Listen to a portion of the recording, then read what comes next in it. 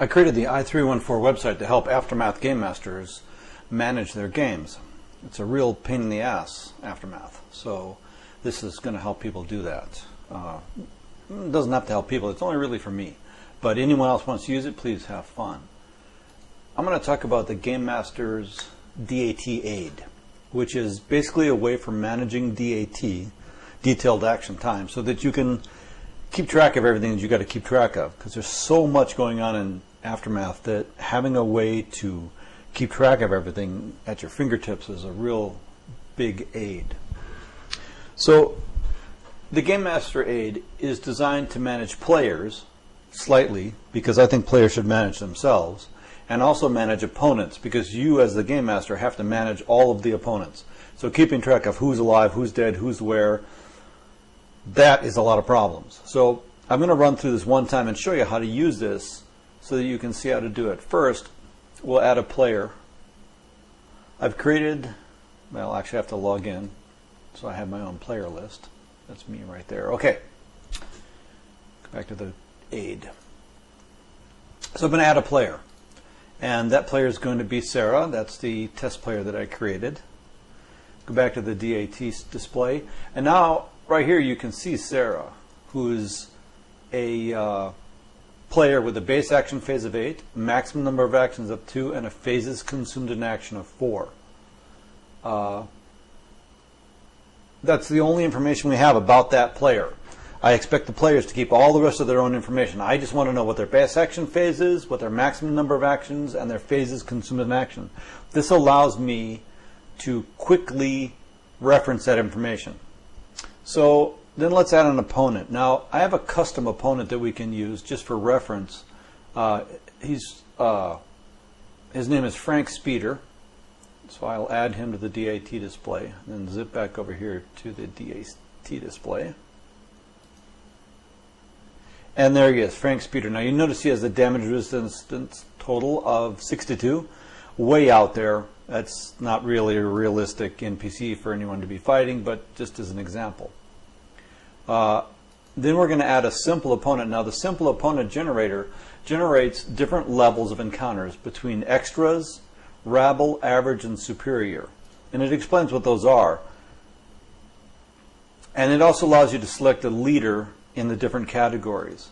This is for quickly generating an opponent for somebody to fight. Now we're going to add a rabble, and he's going to not be a leader. So I'll copy him over to the DAT display. And this is him. His name is Jonah Finley. This is all randomly generated. He has armor. Oops, sorry about that. He has armor. He's got some weapons. He's got an R33 rifle with a tube mag that's 22 short. And he's got nunchucks. He's also got an advanced med kit. 2 advanced med kits, as a matter of fact. This is his armor location map. You'll notice that it's not really got the display behind it, but you can see, this is the chest, these are the arms, those are the feet. So go back to the DAT display. That's down here. And now we have the 2 players, non-players that I've created, Frank Speeder and Jonas Finley. Let's get rid of Frank because he is way too tough. Okay, so we're going to have a battle between Sarah and Jonah Finley. Now, Jonah Finley has the option of several weapons he can use randomly generated: a chair, nunchucks, and a rifle. Now, as the Game Master, you have total control over this character, and these are just added so that you can use them. You don't necessarily, if it's in a bar situation where you might have a chair handy, use a chair, but obviously if he's out in the middle of the woods, he's not looking at a freaking chair around as a weapon. So you can discount the stuff that you don't need. So Jonah has a base action phase of 9, so let's start the base action phase at 9. Reset that. Okay, it's phase 9. Now you notice a green square appears over Jonah. That basically says this is his base action phase, and he's ready to take an action. Now, normally I would let the players go first, so I asked Sarah, "What are you doing, Sarah?" And Sarah says, "Well, I'm going to fire my weapon." Okay, great. Then when I said, "You can do that at phase 8 because it's phase 9. So Jonah gets to do something. His phases consumed in action are 4, so he's not going to attack till 7, but let's make him do something. So we flip over to his display. This is his information all about him. His armor, location map, his weapons, and everything. And what we're going to do is we're going to set an action. First thing he's going to do is he's going to make an attack. And basically now it records him as attacking, and it says he'll be open at phase 5. In other words, his next open phase is phase 5. Jump back to the DAT display.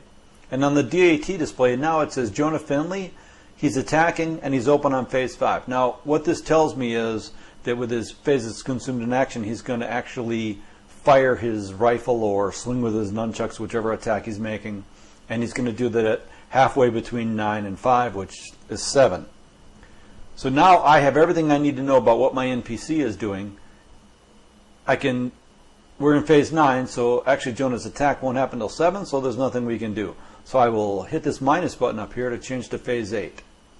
Now, you notice that the base action phase for Sarah went from red to black. That means that Sarah can now take an action. Now, of course, my players have to track their own action phases. So whatever they're doing, he has to tell me. Sarah has to say, I'm going to attack, I'm going to do whatever. I don't need to keep track of what they're doing. They have to tell me. So nothing happens in 8, or we resolve some combat in 8, whatever. 7, we're going to resolve Jonah's attack. So let's say Jonah's attacking with the wooden nunchuck. So we go over here to the screen. Now, there's a lot of crap that we can do here. I can look at his BCS for hand-to-hand is 7. So I roll his BCS roll, calculate everything up, and let's say I determine he's actually going to attack. So then I can go down here to his nunchuck and say hit with this weapon. When I click that, it determines his strength, his WDM, his strength group, determines the damage done and the location hit. So his nunchuck hit was on Sarah in location 8. That resolves a lot of stuff for me without having to worry about very specific things. Go back to DAT, and we're back now. DAT, and then of course his phase is considered an action. Sarah's is 4, so we know he's going to attack next phase. So we hit this. Now he's going to attack. Now, of course, Jonah's not doing anything because he's waiting for phase 5 to come open. We resolve that attack. We continue to reduce this. Once that attack disappears, we know that Jonah's now open, since it's phase 5, and he decides to do something. So let's say that Jonah's going to go ahead and move 1 hex. So we say, well, he's moving.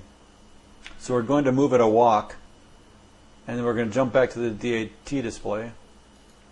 And now on the display it says he's walking, and he's open in phase 4, which will allow him to take 1 more action since his phases consumed in action is 4.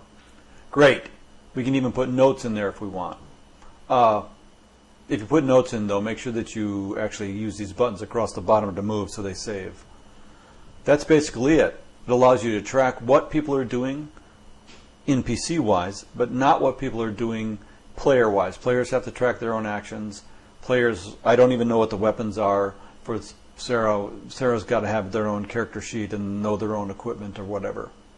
At the end of the phase, you can pick a phase. Let's say it's phase 9 and hit reset. It'll restart the thing at phase 9. If you want to track damage on each one of the NPCs, they have a damage indicator here, their DRT, and you can change that. Let's say he took 4 points of damage. Now he's down to 1. Now when I jump back to this screen, sure enough, it'll say that he has a DRT of 1. Or if poor Jonah was killed, it'll actually say he's dead because we can change that to dead. We can modify all kinds of things, and it tracks everything about this character so that I can figure out anything at a moment's notice. For example, if he were to shoot his weapon, I can fire that weapon by pressing that 1. It tells me the hit location and the damage done, and it tells me the number of rounds that he has left in his weapon because he randomly was assigned a number of rounds. So he has 14 rounds left. Now, his weapon doesn't have 14 rounds in it, but he has 14 rounds on him that he can use. It also does critical hits and critical misses really quickly. So basically, everything that I need to do as a game master can be done from this screen. I don't need to use any notes. Everything's here. Players track themselves. I track all my people. If somebody new joins the battle, I can jump over here and add an opponent. And let's say he's an extra. I just click add, and then now it's got an extra. And that extra is Maud Meinhardt. Let's go back to DAT display, and there's Maud. And Maud has a pistol butt, which would indicate she has a broken pistol. She has a pistol, but it doesn't freaking work. So her base action phase is 7, it's phase 9, she doesn't get to start yet.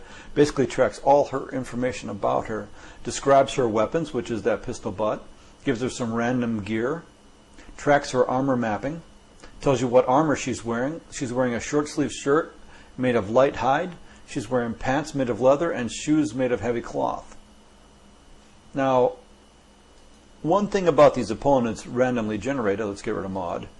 Let's add another opponent.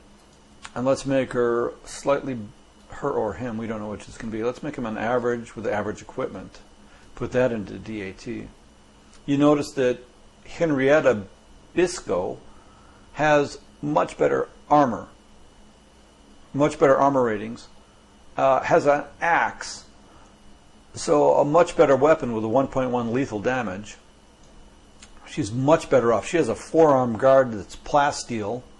She's got knee guards, shin guards, quite a well-armored person. And not only that, if